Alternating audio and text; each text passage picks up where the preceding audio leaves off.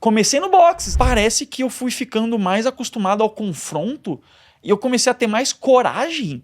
E isso começou a refletir na minha vida empresarial. E isso correlaciona direto com o estudo do Andrew Huberman, né? Que ele fala que quando você faz coisas que você não quer fazer e você faz mesmo assim, existe uma região do cérebro no córtex pré-frontal que ela se desenvolve.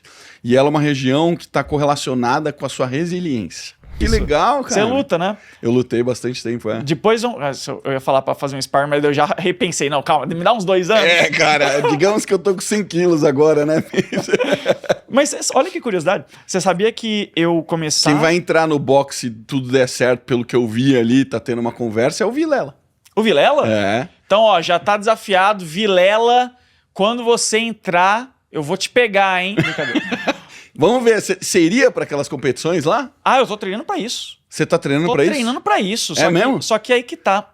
Eu queria lutar contra alguém que eu tenho um mínimo de antagonismo, mas eu não tenho muito inimigo, sabe? Aí eu não quero lutar contra alguém que eu gosto. Entendi. Então eu acho que eu tenho que arranjar uma inimizade antes. Boa. Mas quando eu comecei no boxe, mudou minha vida empresarial. Olha que louco. Por quê?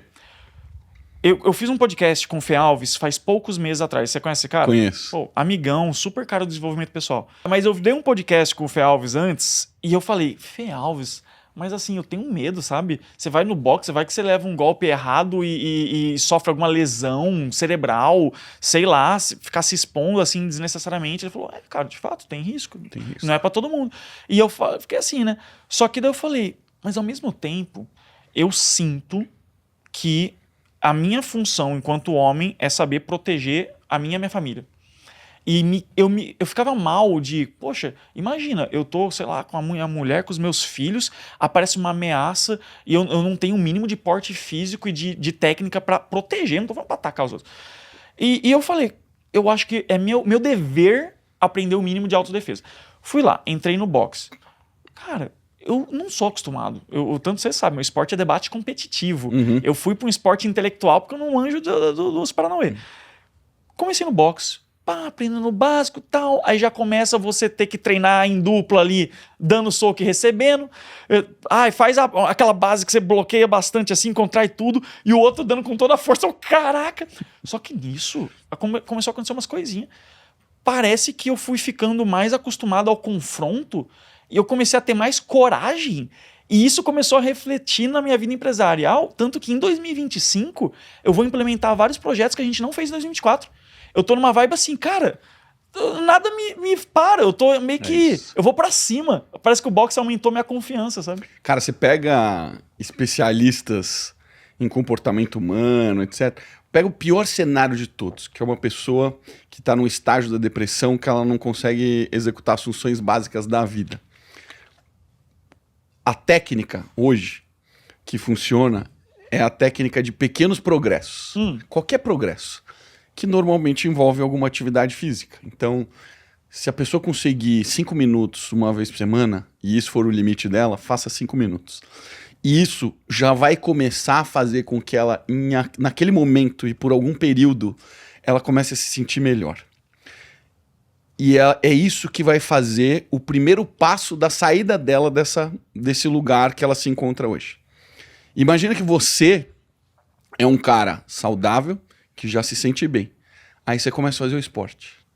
Por menor que você faça, o seu nível de sensação, de prazer, de realização, de ambição, de vontade, de desejo, começa a aflorar na sua pele. E você começa a se tornar uma máquina. Por isso que eu falo, cara, galera, pessoas que estão treinando todos os dias não estão treinando só o físico, estão treinando primariamente a mente.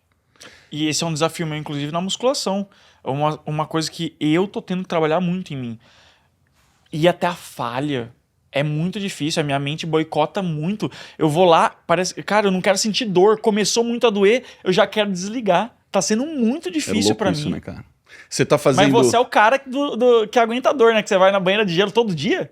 Cara, deveria ser todo dia, mas de vez em quando eu falho. Olha, mas eu vou bastante. nunca fiz uma banheira de gelo. Topa Se fazer for fazer comigo? uma imersão lá, um negócio, eu vou. Vamos? Vamos Tem lá. coragem de entrar no gelo? Eu tô com medo, porque assim, nem banho gelado eu tomo. Mas vamos, cara. Eu pulei de paraquedas. Você pulou de paraquedas? Eu pulei de paraquedas. Já pulou? Nunca pulei. Cara, faça E isso. provavelmente não vou pular. Uma vez eu conversei com o Thiago Reis lá da Suno sobre isso. Falei, pô, pulei de paraquedas, sabe por quê? Inclusive foi esse motivo mesmo. Eu quase desisti, eu tava na porta do avião. O pior momento de pular de paraquedas é quando você está prestes a pular. Lá em cima já. É, porque você tá subindo o avião, ainda não caiu direito a ficha. Agora, e quando a gente tá aqui falando, vamos pular, só vem a animação. Mas quando você tá num avião, com a porta do avião aberta, você já tá falando, o que eu fiz? Por que eu tô aqui? Aí quando você se posiciona na porta do avião, são os segundos mais aterrorizantes. Você pular do avião. É muito tenso. E aí eu pulei meio errado ainda, porque o meu sócio, ele pulou comigo, ele pulou de boa. Pulou de boinha. Cara, eu pulei meio de mau jeito, eu caí de costas. Então eu pulei assim, de repente eu abri o olho e tava vendo o avião. Então imagina essa... imagina essa visão. Está caindo o avião ali, que porra é? Mano, eu fiquei com muito medo. E assim, é aterrorizante. Só que depois dos primeiros segundos, você tá assim, é muito top. Eu não sei se eu faria de novo. Eu tenho vontade, talvez, de pular em Dubai, com uma puta de uma vista. Só que, pra mim, foi muito importante. Porque eu falei assim, cara, eu pulei dessa porra. Eu tava com muito medo. Então, a próxima vez que eu estiver numa situação que eu senti medo, eu falei, pulei de paraquedas, mano, o que é isso? Eu fui falar com o Thiago Reis, né? Eu falei, Thiagão, pulei de paraquedas. Aí ele falou assim, vou te explicar... Ele foi seu aluno, né? As pessoas não, acho que não lembram. Meu aluno e amigo, né? Legal. Aí o Thiago Reis a gente tava na Suno e tinha um quadro branco do lado dele. Giovanni, eu vou te explicar por que eu não pularia. Aí ele pegou um piloto assim, desenhou um gráfico no quadro assim e falou, isso aqui é a matriz esforço-recompensa. E daí ele, na verdade era de recompensa e risco. Eu falou, cara, qual que é a recompensa de pular de avião? Baixíssima. Qual que é o risco? Esse aqui, não vou fazer. Eu tenho um pouco dessa. Eu não ia dizer isso, mas eu ia dizer que a estatística, pra mim, é alta de acidente. Eu tenho um amigo que já saltou não sei quantas vezes. Aliás, eu tenho alguns amigos que já saltaram, tem mais de 1000 saltos. Me chamam e eu falo, cara, eu não vou. Pra mim, a estatística é alta. Eu não me lembro a estatística, mas toda vez que me chamam, eu vou ver como é que tá a estatística. E é alta. Então eu falo, cara, não vou. Deixa pra outras pessoas. Mas eu imagino que deva ser uma sensação incrível, né? Assim, muito diferente de tudo que eu já vivi na vida. É maluquice. Inclusive, eu fui pra um parque aquático e eu usei esse truque. No parque aquático, sabe aqueles brinquedos com aquele escorregador muito vertical? Sim, quase 90 graus, né? Aqueles que são o insano mesmo, que só quem é loucão vai. Eu fui lá, porque eu falei, eu pulei de paraquedas, o que é isso aqui? Tá de brincadeira? Só que daí eu fui, cara, muito medo, igual paraquedas, mas eu me forcei aí. Então eu tô meio nessa também, eu tô numa fase que eu tô me forçando a fazer coisas que eu tenho muito medo pra ir criando essa blindagem. Cara, e isso correlaciona direto com o estudo do Andrew Huberman, né? Que ele fala que quando você faz coisas que você não quer fazer e você faz mesmo assim, existe uma região do cérebro no córtex pré-frontal que ela se desenvolve. E ela é uma região que está correlacionada com a sua resiliência, com a sua força. Então você se torna mais forte. Só que isso não é um ganho definitivo. Ele só é um ganho enquanto você continua fazendo as coisas que você não quer fazer. Nossa. Por isso que eu sou assim. O sarrafo vai ficando cada vez mais alto, né? Porque se você começa a gostar, perde o efeito.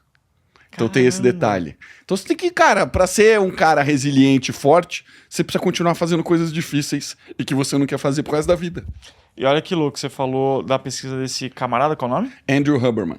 Andrew Huberman.